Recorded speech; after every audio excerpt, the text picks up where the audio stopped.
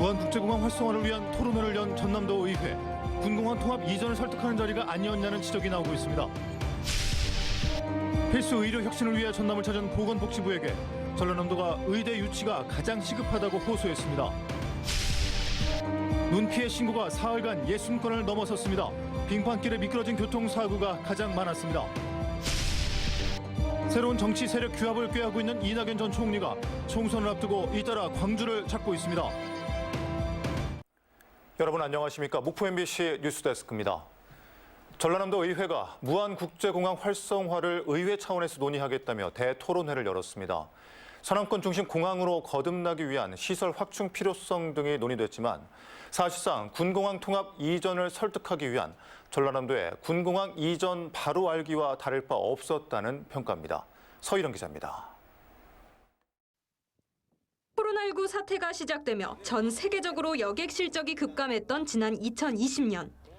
올해부터 각국의 여객 수송량이 빠르게 늘면서 본격적인 회복세를 보일 것으로 전망됩니다. 무한국제공항 활성화를 주제로 전남도의회가 개최한 토론회에서는 무한국제공항 활성화의 중요한 시기를 맞았다고 진단했습니다. 무한공항을 경유하는 2025년 호남 고속철도 2단계 개통 등이 수요를 증가시킬 것이라는 겁니다. 특히 서남권 중심공항으로 거듭나기 위해선 시설 확충이 중요하다는 의견도 강조됐습니다. 무엇보다도 중요한 게 이제 지금 2,600m 정도 되는 이 활주로가 한 3,160, 한 400m 정도 더 확장을 해서 이제 그 대형 항공기가 뜰 수 있는. 이 자리에서는 전라남도의 광주 민간 군공항 무한 통합 이전 추진 상황 브리핑에 이어 통합 이전 필요성을 강조하는 강연도 이어졌습니다. 무한국제공항 활성화를 주제로 한 자리였지만 정작 무안군 도의원들은 모두 불참했습니다. 토론 참석자들이 군공항 통합 이전에 찬성하는 측에 치우쳐 제대로 된 토론이 이뤄질 수 없다는 이유였습니다. 지역민 대다수가 군공항 이전을 반대하고 있는 입장에서 토론회는 좀 더 객관적이고 합리적인 입장에서 진행이 돼야 된다고 생각을 합니다. 최근 강기정 광주시장이 유의미한 진전이 없다면 플랜 B를 가동할 수밖에 없다고 밝히며 또다시 논란이 된 상황. 김영록 전남지사는 임기 안에 군공항 이전 문제를 해결하겠다는 의지라고 일축하며 무안군수와의 3자 협의 의지를 밝혔지만 무안 민심과의 마찰은 계속되고 있습니다. MBC 뉴스 서희령입니다. 선거 때마다 중요한 판세 변화의 가늠자 역할을 하는 호남의 정치 민심. 총선을 앞두고 각 정당들이 호남구에 공을 들이고 있는 이유입니다. 이런 가운데 새로운 정치 세력 규합을 꾀하고 있는 이낙연 전 대표는 사흘 만에 다시 광주를 찾았습니다. 주현정 기자입니다. 제3지대에서 꾸준히 총선 출마 압박을 받고 있는 이낙연 새로운 미래 인재영입위원장. 사흘 만에 다시 광주를 찾은 이 위원장은 일단 총선에 나설 계획은 없다고 밝혔습니다. 꽤 오래전부터 이번 총선에는 출마할 의사가 없다는 말씀을 드렸습니다. 정치인이 국민 앞에서 한 말을 쉽게 바꾸는 건 바람직하지 않습니다. 자신의 출마를 사실상 연대의 전제 조건으로 내건 이준석 개혁신당 대표를 향해서는 다소 불편한 심기도 내비쳤습니다. 저 아니라 그 누구의 거취도 그것이 선행 조건이 될 수는 없는 것이지요. 네. 각 개인의 충정에 맡겨야 되는 것 아닌가요? 네. 다만 가까운 지지자들도 출마를 권유하고 있는 만큼 시기를 못 박을 수는 없지만 늦지 않게 최종 여부를 결정하겠다며 출마의 가능성도 열어두었습니다. 호남에서 신당 바람이 미비하다는 지적에 대해서는 아직 예열 중이라고 말했고 현 민주당의 도덕적 둔감성으로는 정권 심판도 정권 교체도 할 수 없다고 평가절하하며 대한정당의 당위성을 강조했습니다. 이낙연 위원장의 광주 방문은 이달에만 3번째입니다. 자신의 최대 정치적 기반인 호남에서 지지부진한 제3지대의 통합 시기의 속도를 높여보겠다는 보관으로 읽힙니다. 이 위원장은 늦어도 이번 주 민주당 탈당 의원들이 주도하는 미래대연합과의 탈당 협의를 마무리하겠다고 밝혔습니다. 이준석 양양자 신당도 합당을 선언하는 등 빨라지고 있는 제3지대의 결집이 유권자들에게 얼만큼의 호소력을 가질지 이번 총선의 변수가 될 전망입니다. MBC 뉴스 주현정입니다. 지난 22일부터 많은 눈이 내리면서 전남 지역에도 안전사고가 잇따랐습니다. 오늘까지 사흘 동안 전남 소방본부에는 눈 관련 피해 신고 60여 건이 접수됐으며 이 가운데 빙판길 미끄러진 교통사고가 28건으로 가장 많았습니다. 또 보행 중 미끄러진 시민 이송과 고드름 제거 등이 뒤를 이었습니다. 오늘 오전까지 강진과 해남, 완도 등 전남 12개 시군에 내려졌던 대설주의보는 오후부터 모두 해제됐습니다.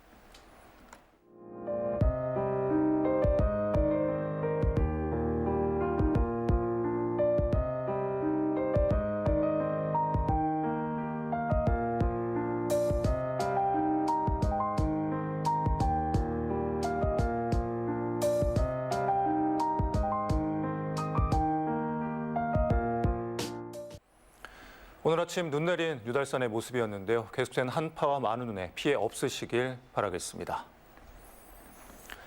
다음 뉴스입니다. 보건복지부가 전남을 찾아 지역 필수 의료 혁신을 위한 간담회를 열었습니다. 전남들은 지역에 상급 병원이 없어 의료 사각지대에 있다며 전남 국립의대 신설 필요성을 강조했습니다. 박종호 기자입니다. 전남에서 타 지역 병원을 찾는 지역민은 연간 70만 명, 1조 5천억 원의 의료비가 유출되고 있습니다.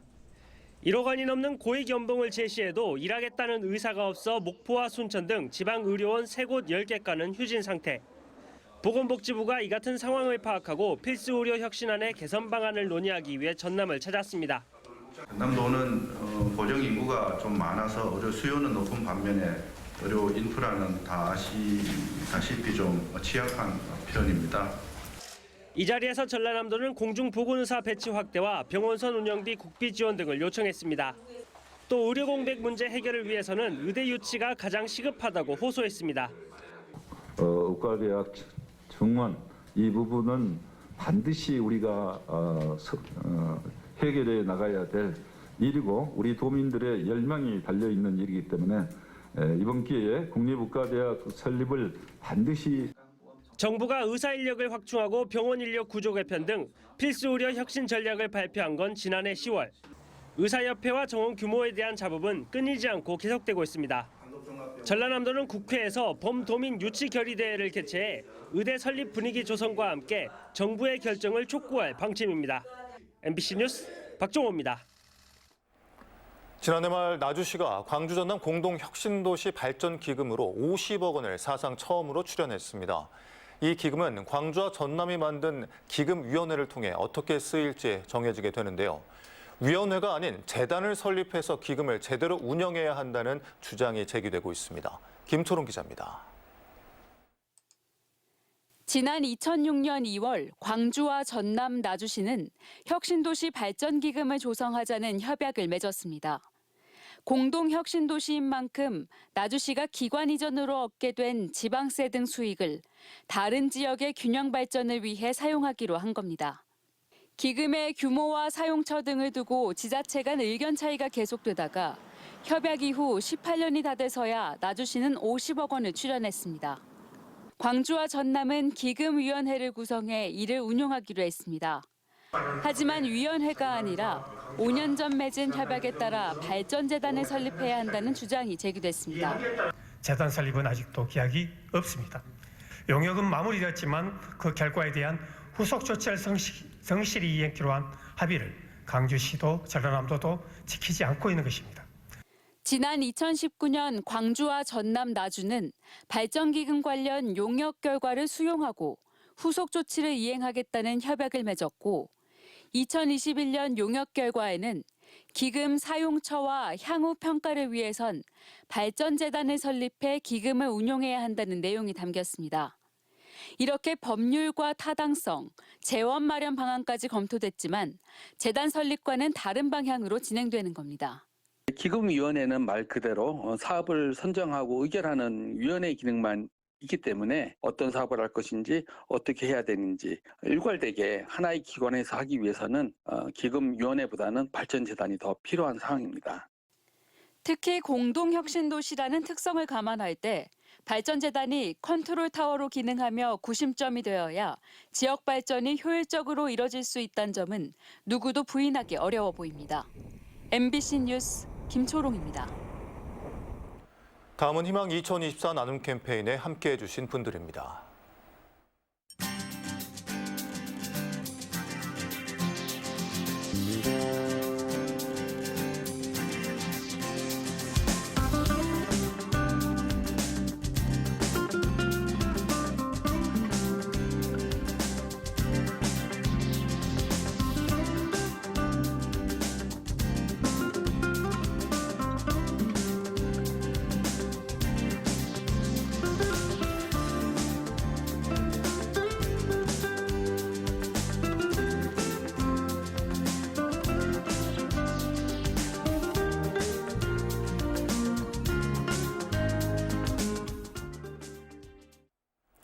성금 보내주신 분들 고맙습니다. 다음 뉴스입니다. 목포시의 시내버스 인수를 위한 지방채 발행에 시의회에서 제동이 걸린 가운데 목포시가 시내버스 인수 협상단 구성에 나서고 있습니다. 목포시는 목포시 의회가 지난 임시회에서 시내버스 인수를 위한 210억 원의 지방채 발행을 부결시킨 데 대해 유감을 표명하는 한편 의회의 결정을 존중해 시의원과 법률 전문가를 추천받아 협상단 구성을 추진하겠다고 밝혔습니다. 목포시는 또 사안의 시급성을 감안해 다음 달 중 임시회를 소집해 안건 심사를 요구할 계획이라고 밝혔습니다. 광주 전남 지역 청년 고용률이 전국 평균보다 낮고 회복도 느린 것으로 분석됐습니다. 한국은행 광주 전남 본부와 목포 본부가 발표한 광주 전남 지역 청년 고용 부진 원인과 정책적 시사점 보고서에 따르면 광주 전남의 전 연령 기준 고용률과 실업률은 양호하지만 15에서 29세 청년 고용률이 유일하게 전국보다 낮았습니다.